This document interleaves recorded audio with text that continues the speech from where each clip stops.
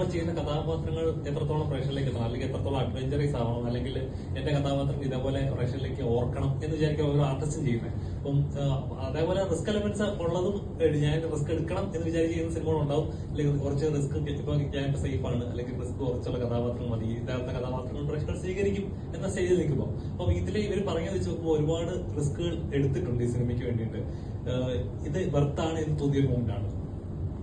ഉറപ്പായും അത് ഇവരെന്നെ വിളിക്കുന്നത് തന്നെ ആ ഒരു ഞാൻ ആ സ്ക്രിപ്റ്റിന് കേൾക്കാൻ പോകുന്നതിന് മുന്നേ, ഞാൻ വായിക്കുന്നതിന് മുന്നേ തന്നെ എന്റെ 50% എനിക്കിത് ചെയ്യണം എന്നുള്ളൊരു ആഗ്രഹത്തോടെ പോയൊരു ക്രൂ ആണ് ഇവര്. അപ്പം ചെന്നപ്പോ തന്നെ ഞാൻ എക്സൈറ്റഡ് ആയിരുന്നു, ചേട്ടാ വേഗം വായിക്കാം എന്നുള്ള ആ ഒരു ഇതിലാണ് ഞാൻ അങ്ങോട്ട് അപ്രോച്ച് ചെയ്തത്.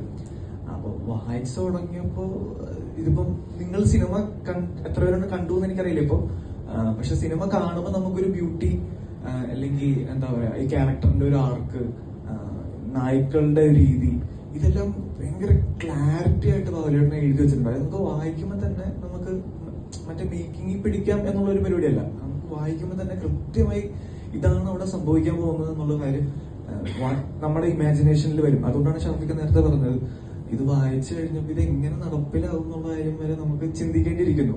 ജസ്റ്റ് ഒരു കോൺസെപ്റ്റ് ആണ്, ഇങ്ങനെയൊക്കെ ആയിരിക്കും ഒരു സീൻ വരിക, ബാക്കി നമ്മൾ അപ്പം ചിന്തിക്കുന്നതാണെങ്കിൽ ആ സമയത്തെ എന്തൊക്കെയാണോ അവൈലബിലിറ്റി ആ സാഹചര്യത്തിൽ ഉണ്ടാവുക, ആ വണ്ടി അല്ലെങ്കിൽ എന്താണെങ്കിലും ആ സാഹചര്യത്തിനനുസരിച്ച് നമ്മൾ ആ ഒരു സ്ക്രീൻ പ്ലേ അല്ലെങ്കിൽ ആ ഒരു സീൻ കുറച്ചുകൂടെ വലുപ്പമാവാം, അങ്ങനെ സംഭവിക്കാം. പക്ഷെ ഇതിൽ അങ്ങനെയില്ല, ഇതിന് കൃത്യമായ ഒരു clarity from the very beginning ഉണ്ടായിരുന്നു. അത് തന്നെയാണ് ടു ദ എൻഡ് വരെ പോയിട്ടുള്ളത്. കാര്യം നമുക്ക് ഓൺ ദ വേ ഒരുപാട് കാര്യങ്ങൾ മാറ്റാനോ ട്വീക്ക് ചെയ്യാനോ അങ്ങനെയൊന്നും ഒരു സ്കോപ്പും കാര്യങ്ങളൊന്നും ചെയ്യേണ്ടി വന്നില്ല. കാര്യം അത്രയും ക്ലാരിറ്റിയോടെ തന്നെ അപ്രോച്ച് ചെയ്തൊരു സിനിമയാണ്. അപ്പൊ വായിച്ചു തുടങ്ങിയപ്പോ തന്നെ എനിക്ക് മനസ്സിലാക്കാനും അത് റീഡ് ചെയ്തെടുക്കാൻ ഇന്റർപ്രറ്റ് ചെയ്തെടുക്കാനും ഒരു എഫേർട്ട് അവരുടെ സൈഡിൽ കൂടി ഉണ്ടാവണേ എന്നൊക്കെ ഒരു ആഗ്രഹം. നമുക്ക് ചെയ്യാനുള്ള കാര്യങ്ങൾ ഏറ്റവും സിൻസിയർ ആയിട്ട് ചെയ്യും ഫ്രം ദ ഹാർട്ട്.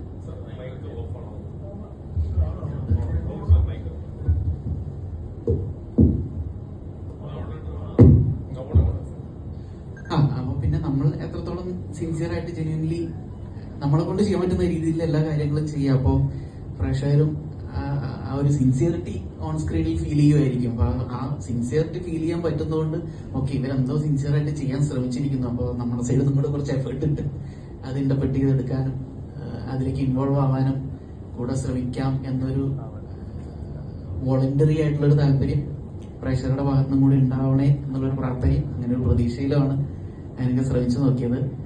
അത് ഇപ്പോ വരുന്ന പ്രതികരണങ്ങളിൽ നിന്ന് അത് ആക്ച്വലി അതൊന്ന് ഫുൾഫിൽ ആയ രീതിയിലുള്ളൊരു റെസ്പോൺസ് ആണ് കിട്ടണേ. അപ്പൊ അതിൽ വലിയ സന്തോഷം. താങ്ക്സ് ടു ദ ഓഡിയൻസ് കൂടുന്നതിന്.